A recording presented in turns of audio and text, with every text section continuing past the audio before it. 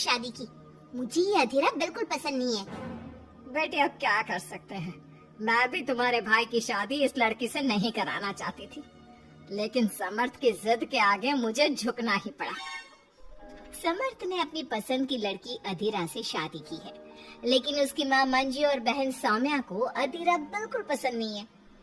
समर्थ की माँ ने तो अपने बेटे के प्यार के आगे अपना सर झुका लिया और दोनों की शादी करवा दी, लेकिन सौम्या ने अभी तक हथियार नहीं डाले थे। वो अभी भी अपनी भाभी को घर से निकालने की हर मुमकिन कोशिश कर रही है। बहू, ओ बहू, आज चाय मिलेगी या नहीं? लाई माँ जी। एक तो समर्थ भी न जाने कहां से इस लड़की को पकड़ कर ले आया है। हर काम ऐसे करती है मानो हाथों में मेहंदी लगे हो। लीजिए माँ जी चाय। अच्छा तो ले आई तो चाय। मुझे तो लगा था कि तू सुबह की चाय दोपहर के खाने के बाद देगी। माँ जी दूध वाला लेट आया था, इसलिए चाय बनाने में लेट हो गई। इतने में सौम्या वहाँ आ जाती है। माँ, मैं अपनी सहेली देविका से मिलने जा रही हूँ, शाम को आऊंगी। सौम्या, मैंने तुम्हारे लिए नाश्ता बना दिया है, पहले नाश्ता कर लो फिर चली जाना। मुझे आपके हाथ का बेस्वाद खाना नहीं खाना। मेरी सहेली देविका बहुत अच्छा खाना बनाती है, मैं उसके यहाँ खा लूंगी। ओके माँ, बाय, मैं चलती हूँ। सौम्या के जाने के बाद मंजू अपनी बहू पर चिल्लाते हुए कहती है, बहू तूने इतनी बुरी चाय बनाई है, इससे अच्छा तो तू जहर पिला देती, कम से कम वो मीठा तो होता।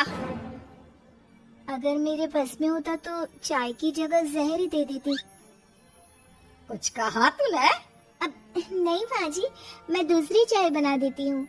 रहने दे, मैं जा रही हूँ अपनी बहन के घर, तो घर का सारा काम करके रखना, शाम तक आ जाऊंगी। और हाँ, रात के खाने में कुछ अच्छा बना लेना। मंजू अधीरा पर हुक्म चलाकर चली जाती है। अधीरा बड़बड़ाती हुई किचन में जा रही होती है कि तभी समर्थ वहाँ आ जाता है। अधीरा नाश्ता लाओ जल्दी से, ऑफिस के लिए देर हो रही है। क्या करोगे नाश्ता करके? किसी को भी मेरे हाथ से बना खाना पसंद नहीं आता, आप भी बाहर ही कर लेना नाश्ता। लगता है माँ और सौम्या ने फिर तुमसे कुछ कहा है, तभी तुम्हारा मूड इतना खराब है। तुम माँ और सौम्या की बातों का बुरा मत माना करो। मैंने माँ के खिलाफ जाकर शादी की है ना, इसलिए वो तुमसे कुछ उखड़ी उखड़ी रहती है। लेकिन मुझे पता है, जिस तरह तुमने मेरा दिल जीत लिया, उसी तरह तुम माँ और सौम्या का दिल भी जीत लोगे। बातें बनाना कोई आपसे सीखे। अब आपको ऑफिस के लिए देर नहीं हो रही? हो तो रही है, लेकिन सोच रहा हूँ सौम्या और माँ घर पर नहीं है। तुम दिन भर अकेली घर में क्या करोगी? मैं आज ऑफिस की छुट्टी कर ही लेता हूँ। नहीं नहीं नहीं, मैं घर में अकेली रह सकती हूँ, आप ऑफिस जाओ। चलो जाओ और अपना काम करो। समर्थ ऑफिस चला जाता है और शाम को जब सभी घर आते हैं, अधीरा सबके लिए बड़े प्यार से खाना तैयार करके रखती है। सौम्या सबसे पहले किचन में जाती है। अरे वाह, खाने की तो बहुत अच्छी खुशबू आ रही है, लेकिन मुझे इस खाने का मजा किरकिरा करना ही होगा। सौम्या खाने के अंदर बहुत सारी हल्दी डालकर चली जाती है। उसके बाद अधीरा सबके लिए खाना लगाती है, लेकिन किसी को भी खाना अच्छा नहीं लगता। छी भाभी, कितना बुरा खाना बनाया है। इससे अच्छा तो आप हमें मना ही कर देती कि आप खाना बनाएंगे ही नहीं, तो हम बाहर से ही कुछ अच्छा खाकर आ जाते। कम से कम हमारे मुंह का स्वाद तो नहीं बिगड़ता।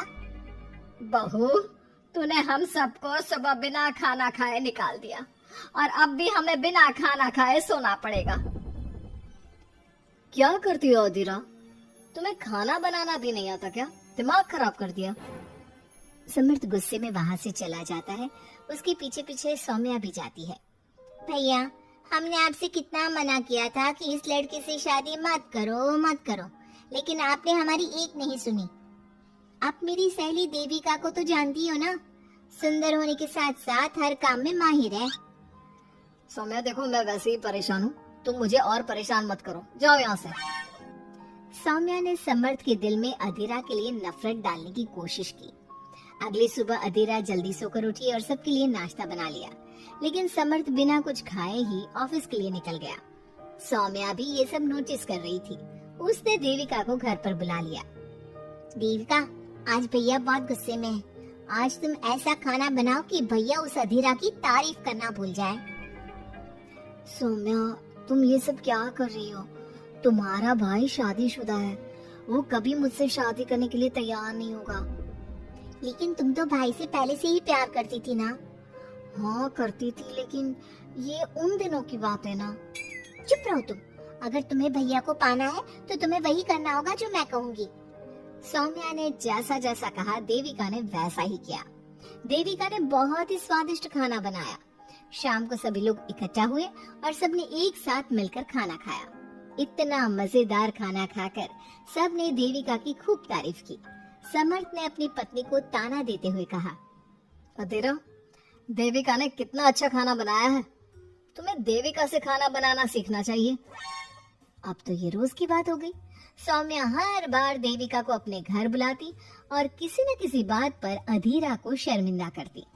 सौम्या अपने भाई की बात देविका से कराने लगी। अब समर्थ भी देविका से प्यार करने लगा।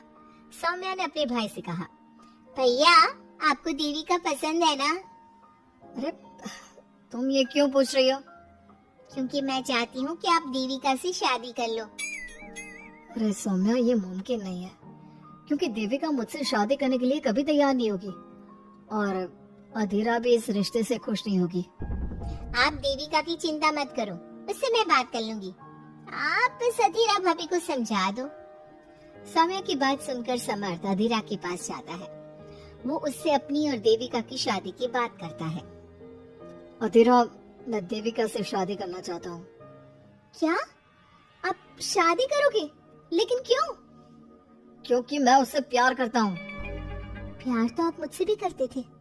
कल कोई और लड़की पसंद आ जाएगी तो तीसरी शादी कर लोगे? देखो अधीरा, तुम्हें घर में कोई पसंद नहीं करता। तुम्हारी शादी मैंने माँ के खिलाफ जाकर की थी। अब तुम मेरे और देविका के बीच में मत आओ, प्लीज। क्यों बीच में ना हो? मैं ये शादी नहीं होने दूंगी, आप चाहे कुछ भी कहो। अधीरा के लाख विरोध के बावजूद भी सौम्या और मंजू ने समर्थ की शादी देविका से करवा दी। आखिरकार सौम्या अपनी भाभी की सौतन ले ही आई। शादी के बाद देविका ने घर में आते ही घर वालों के साथ कैसा सलूक किया और अधीरा के साथ क्या हुआ, ये सब जानने के लिए इंतजार कीजिए हमारे अगले एपिसोड।